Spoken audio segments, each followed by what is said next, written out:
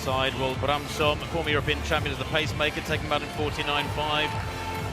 Elliot Giles there, the British champion, as will Kiprop, 9th in the 1500 metres, twice world champion at 1500. How will he go? Kyle Langford, the story of the middle distances really for Great Britain in London, 4th in the World Championships. He was only 3rd, his 21-year-old, in the UK Championships on this very track a month or so prior to the World. There's Adam Kajot, the silver medalist in London at the World Championships, behind Boss, the Frenchman. The Pole was silver medalist 2 years ago as well in Beijing. I wonder if he'll get it right in 2 years' time in Doha. Nigel Amos, 5th in the World Championships, the Botswanan. Very surprising that 5th place from the 23-year-old. He's been in fabulous form on the Diamond League circuit with big wins in Paris and London and Rabat leading into the World Championships. Sawinski goes in lane 2, shares that with Lewandowski of Poland, and then Brandon McBride, a finalist again in London, the Canadian. He was 8th at the World Championships, was McBride. Well, a bit of a test this for Britain's Kyle Langford in front of the home crowd after 4th at the World Championships, which was a real surprise. He finished so strongly there. Can he match the likes of Kajot and Amos here in this one-off? Well, if they go with the pacemaker, this will be very quick indeed. There's very little breeze indeed across Alexander Stadium today. You don't get those conditions too often. To the left of the picture is Bramsom, the 37-year-old Dutchman who was a great European champion himself back in 2006 in Gothenburg.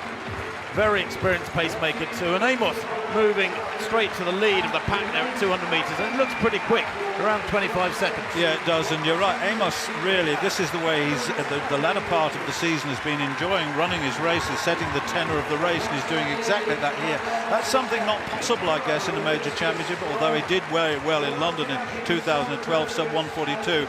But Amos, you're right, 5th was disappointing for him, and I guess for the Britain, well, we'll see. It's going to be an awful big test for him right from the back now. 50.06 at 400 metres. Amos would have been around 50.5. The rest of the pack in around 51 seconds. So pretty sensible pacing. Right at the back there you can see the tall blonde figure of Kyle Langford, the 4th placer at the World Championships. Now, is he going to come through strongly on this second lap? He'll need to, because the entire field is in front of him at the moment. Amos now being challenged by Sawinski, although the American has got to make up a little bit of ground at the moment. Sawinski was 4th in the US Championships a few weeks back, missed out on the World Championship team, but in 2nd place at the moment. Brandon McBride in 3rd place, 4th place the tall figure in orange, Vasbol Kiprop, and Langford moving around the outside now. Still's got a lot of bodies in front of him. Kajot of Poland's moved outside of him, but Amos is away. He's got 4 metres in the front at the moment. McBride, and coming through on the inside there looking strong, is Elliot Giles, but is he going to get through? Kajot trying to battle away in this mass finish behind Amos, who wins by 5 metres. And it was Kajot, I think, who just came home ahead of his compatriot Lewandowski for 3rd place.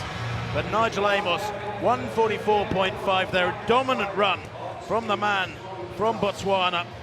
And as the 2nd fastest man in the world this year, a multiple-time winner on the Diamond League circuit, and yet again here today in Birmingham. You wonder, where did those racing legs, that racing brain disappear to come the most important day of his year in London for that 800 metres final? Outside the medals, when you see him dominate a strong field like that, Stuart Story, you wonder what on earth was happening in London 10 days ago. Well, also what's happening on the results, because they've given Kajot the win, which is not true. I mean, Amos was absolutely superb in this race, but that's how he's been running. And McBride, well, McBride's one of those who likes to really work hard in the front of a group of athletes, and he really left it a little bit late, and Langford really left too much to do. Kajot, look how far Kajot comes from the back of the field here.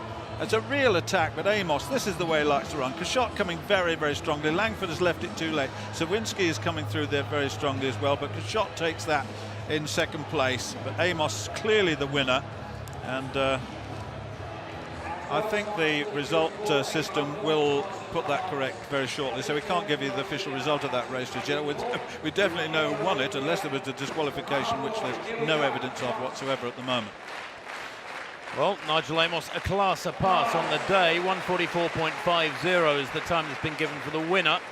They've got Adam Kajot in our computer system, but of course it was Nigel Amos there, based in Oregon now, in the northwest of the USA.